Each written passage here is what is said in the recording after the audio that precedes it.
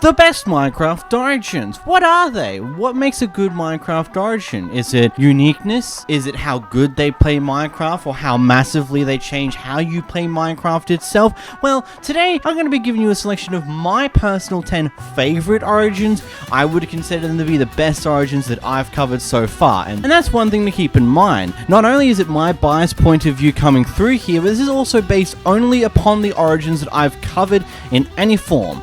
This does mean that the Apocalypse origins, Libra, and various other really awesome, really magnificent origins that I've just never covered aren't going to be featured here, purely because of the fact that I've never really properly gone through them, properly learnt them, properly understand them, so I don't really know how they properly tick to a good enough extent to call them potentially the best origin. But that's besides the point. Also, this list isn't really in a particular order. These are just 10 awesome origins that I reckon are very well worth trying out for one reason or another, and I'll attempt to convince you of why those reasons are in this video itself. So, without further ado, let's get into them. The first one of which is the Sans version 2 origin. This is a very interesting origin created by the user known as Slayer, and honestly, about 2 years ago when I first came across this origin, it was a very interesting idea, and I played around with it for a little bit, and it was really cool.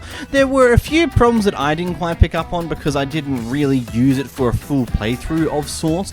Like, there was an issue of whenever you would take damage and you do your dodge, you would teleport to the very top block, the surface of the top block of the area, because there's a little bit of issue in the code that made it so you'd always teleport to the top of a block, and it kind of didn't keep in mind of, hey, there are going to be roofs to certain things, so to the nether roof you go the moment you take any damage. But the basis of this origin is that A, you have a single hit point, only one hit point. I do say only one hit point. So that's one big thing to keep in mind, but don't worry, you do have the ability to dodge.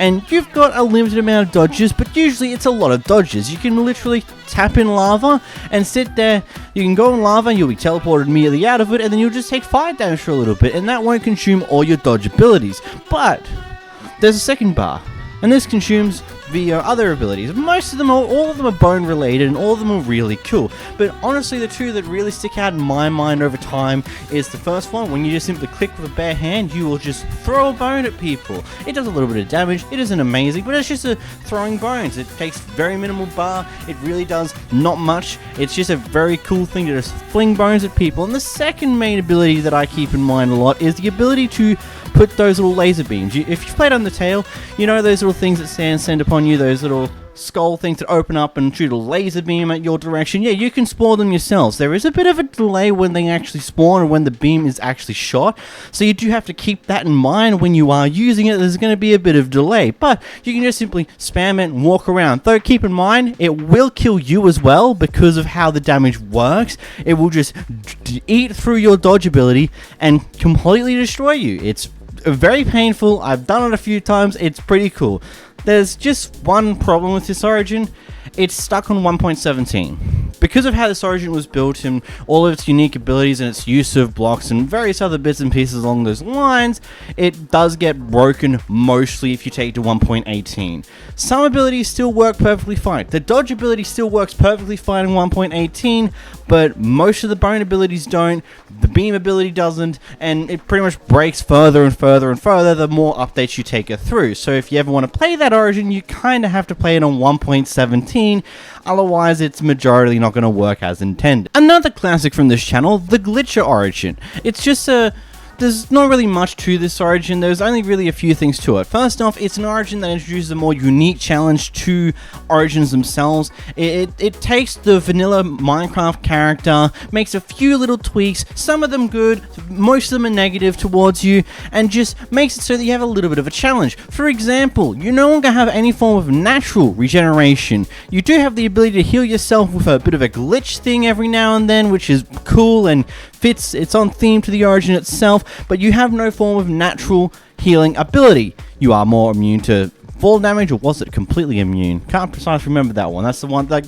those type of things don't stick out in my mind as much. But what does is the fact that you're a fair bit faster, which is both a good thing and a bad thing. It's a good thing because you get to move around the Minecraft world a lot faster than what you usually would, and that's really, really useful. Until you're roaming through the Nether, when you're digging through some tunnels, and because of how fast you're moving, you don't really get a chance to react before you fall through a hole that goes straight to your death. Trust me, I did it in my 100-day series with this origin. And that's basically all there is to the origin. It is effectively taking a vanilla Minecraft person, adding a few little changes that ultimately make Minecraft just a wee bit more difficult, a wee bit more challenging, and it's honestly really fun. If you're really interested to see how it plays out on a full playthrough, I've literally made a 100-day series on it. 2 years ago I did that. Not many people watched it. Sad. Now, probably my favorite base origin that comes with the mod itself is the Merling origin, because ultimately it takes what you know about Minecraft and flips it on its head. Rather than being a surface dweller like you used to be, you become this person that has to live in the sea. Now, there are a few core issues with that version.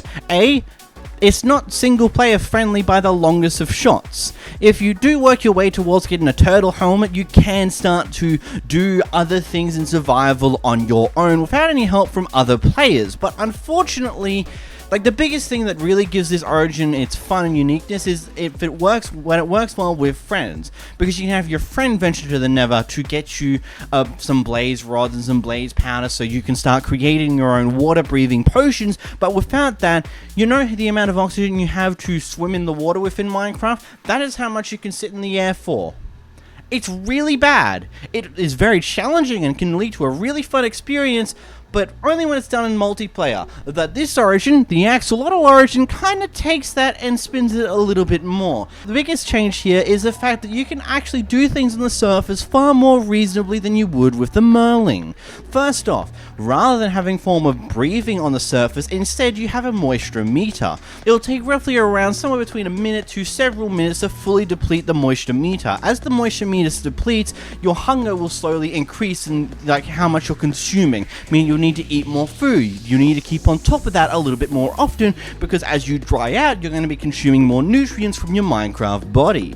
And when you finally do dry out, there's going to be a few various different issues. They do change depending on the version that you use. Some of them are more punishing than others, but the basics of it is that you can do a lot more things outside of water than what you used to. You can roam into the Nether, you can get to a Nether fortress, you can do all those bits and pieces. Heck, you can go to the end, beat the end dragon, then explore the end dimension for God knows how long, as long as you have a water bucket with you to drench yourself with every now and then. I did it in a series a very long time ago, and it's ultimately just really cool. I like the idea of making it so rather than being a surface dweller, you now live underwater, but I feel like the Merling is just way too difficult to effectively use in a single player playthrough if you want to actually beat the game, so to speak. Though a few things that are very beneficial to the changes is that some of the underwater abilities the Axolotl gets that the Merling also have are actually weaker for the Axolotl for, of course, many different reasons. I mean, first one, you can exist on the surface a lot better than what the Merling can. It makes sense, really. Next, we have the Dimensional Traveler. Now, there was this weird trend from back in late 2021 where every origin had to have some form of dimension attached to it. One of the earliest ones that I can remember of that was the Flincher origin, where you had this little pocket dimension. It was about a 12 by 12 block area where it was just built with bedrock, and it's basically you just have portable storage, crafting stations, everything just in that little pocket dimension that you can go to anytime in order to do whatever you need to do. And then when you want to go back to the normal world, you just go back to exactly where you were a moment ago. But the first full-on dimensional travel origin that I ever took a look at, and honestly is by far my most favorite one out of the original ones, is the Dimensional Traveler. It is a really good dimension-based origin pack, because it comes with two origins. When you pick the Dimensional Traveler, you'll get randomized to one of the two origins, either a hot variant of the origin or the cold variant of the origin. They are exactly what you think they would be. They both have very similar abilities and very similar dimensions that effectively mirror the other.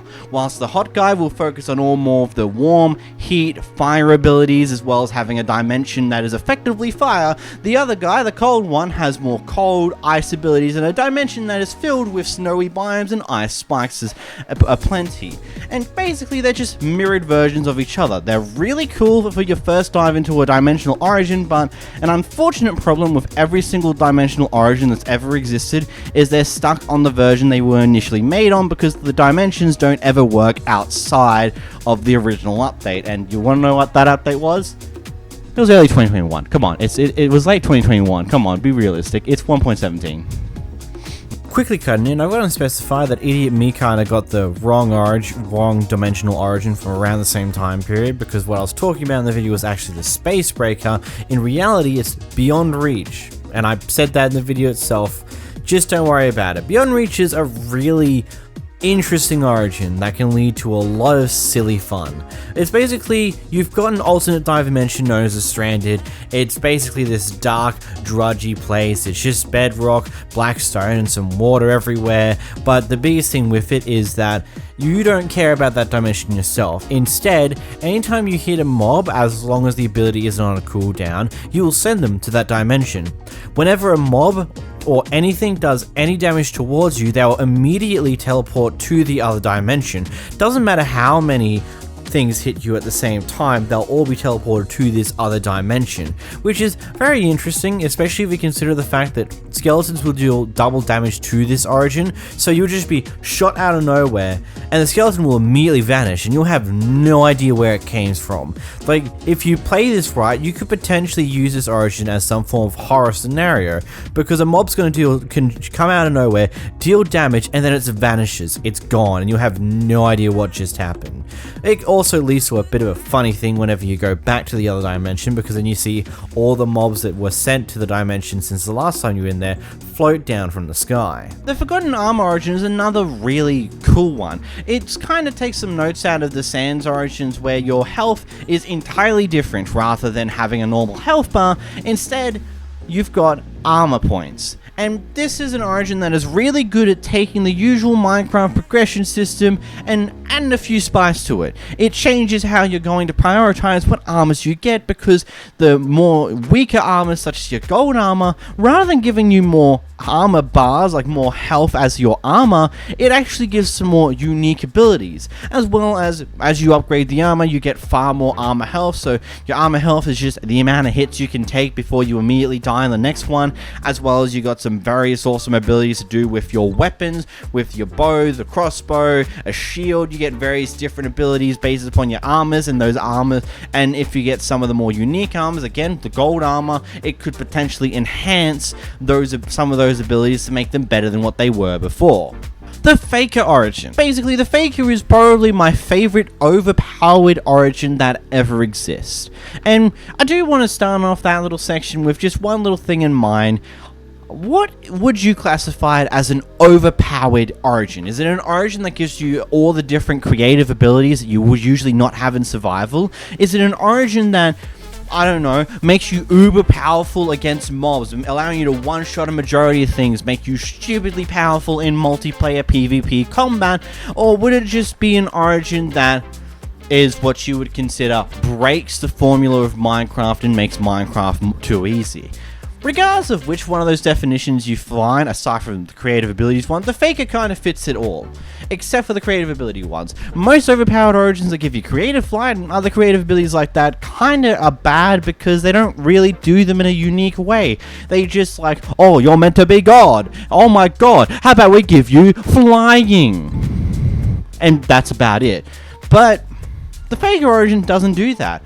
Instead, you've got a normal human variant, which has a few extra hearts, a few little buffs here and there, and then you have the second form, which is blindstaking powerfully, stupidly dumb, stupidly over the top, but it is really fun. Like, by far the biggest thing that I can remember about this origin, just when I think about it, is just how much fun I had playing around with it. Using that origin to fight a warden with my bare fists in the overworld. I died several times, but it was fun. Like, it's one of those things where it was really, really fun to just use that origin. Yes, it was stupidly powerful. Like, it's stupidly broken, but at the same time, it is fun. And that makes it a good origin. An origin can be stupidly weak or stupidly powerful. As long as it's still a fun and enjoyable experience to play with all of its abilities, then it can still be classed as a good origin. That's where I sit here with the Faker origin. Next, we've got one of the more interesting earlier origins, the Skulker origin. It is likely one of the earliest Skulk origins that executed on that concept really, really well. I do believe there was a Warden origin that was made in mid-2021, which was also really decent. I did make a video on it. I can't remember much of it off the top of my head, but I know it existed. But the Skulker origin was the most interesting one out of all the Skulk-based origins that I've covered, except for one we'll talk about in a moment. And ultimately, I feel like best executes its concept, what it was going for. Most of the other Skulk origins tend to have a few origins, or have a few issues where either they're way too powerful because they're trying to be a Warden-esque clone, or miss the point of the Skulk and the supposed lore behind it all. But the Skulker is honestly, in my opinion, really well executed, from the blindness effects and how you actually interact with the world, how you see the echolocation, and all the other interesting abilities it has. Honestly set the groundwork for what a majority of other Skulk-based origins would become over the next year and a half since that one really took off as an origin that people knew about. Because it's one of the earliest ones that had really good blindness effects. Again, there was the Warden origin from mid-2021 that had something similar, but I feel like the Skulker takes it to a next level and just makes it that much better, as well as its various different abilities, its unique takes on some of the more Skulk things, and other things along those lines. It's really cool. If you're interested in it's really, really cool. Following along with that, we've got the Shriekling origin, which I feel like to me is probably the best executed Warden-esque origin that I've played around with. It does give you powerful Warden abilities, like the Sonic Scream thingamabob, but it makes it a little limited by meaning it can only really hit one person at a time, which stops it from being too ridiculously overpowered, as well as the damage is slightly decreased. You do have a little bit of a rage mode that extremely buffs you up, gives you all these crazy buffs, but it only really lasts for a brief moment of time. Really useful if you're in a bad situation and need to either run or just finish someone off ASAP, and other things along those lines. It's a really cool Warden-themed origin that takes a lot of the cool things that people try to interpret from the Warden into an origin and actually really well executes it, doesn't make it way too overpowered, and it's still a very fun experience. And then we have the Voidling origin. Now, there are actually quite a few different origins I think I've covered that are called Voidling. I think there's at least 2 of them that I've covered that are called Voidling, and then various other ones that are very close to that naming convention, but I'm talking about this Voidling origin, the one that I reviewed earlier on in 2023. It's honestly a really interesting concept because it takes a different interpretation of a Voidling character, rather than being it goes fully into the idea of you're one with the Minecraft void. Not only can you use the void to transition between the 3 different dimensions of Minecraft with the overworld, nether dimension, the end dimension. If you fall down the end dimension, you'll end up at the top of the surface world falling back down, but also creates really cool, really interesting end-esque dimensions in between, where you just have a bunch of Endermen, a bunch of Endstone, stone as well, some deep slate, and Endermen just roaming around these really, really cool generated worlds that take the OG amplified generation from Minecraft, where you'd have landmass here, another landmass up there, and it was weird stacks of crazy, ridiculous landmasses all the way to the top of the build limit. Think about that. That's how the dimensions filled through. I don't know why I'm describing this to you, because it'd be on screen now with my face bouncing around like an idiot, but you get my point. Also, if it's a really cool and really fancy Void-esque abilities, a black hole, you can create a black hole, a very tiny black hole that will suck in all the mobs within about a 5-10 block range, including the Warden and the Wither, which is hilarious, might I add. Seeing a Wither just sucked in, trying to do something, and it's just sitting there bouncing back and forth because it can't do a thing. But overall, it's a really fun origin. Really interesting. And like with all the other origins in this video, I implore you to go look further into them. I will have all of the videos related to these origins linked in the description down below. You can go to these videos, watch the video to learn the ins and outs of these origins themselves, or you can just simply take the origin name itself, go find it on the Origins Discord server, and go have fun. Again, that's completely up to you. And subscribe, leave a like, and I'll see you guys in the next one. Bye bye!